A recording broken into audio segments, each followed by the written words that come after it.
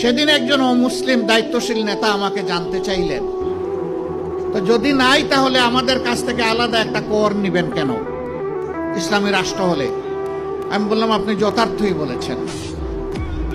আপনি কি ইসলামী রাষ্ট্রে জাকাত দেবেন? না, তা তো প্রশ্নই উঠে না। আমি মুসলমান না, আমি জাকাত দেবো কেন? আমি বললাম, তাইলে এইটাকে এখানে রাখলাম যে মুসলমানরা জাকাত দেবে, আপনি এগ্রি? বলে যে হ্যাঁ, আমি এগ্রি। আমি বললাম, রাষ্ট্রের উন্নয়ন এবং অধিকার সবার জন্য যদি সমান হয়, তো একজন জাকাত দিল, অর্থাৎ একটা ট্যাক্স দিল, ইসলামী ট্যাক্স, আপনি কিছুই দিলেন না, তো অধিকার সমান পাবেন কিভাবে? আপনাকেও একটা ট্যাক্স দিতে হবে, ওই ট্যাক্সটাই শুধু আপনার কাছ থেকে নেওয়া হবে।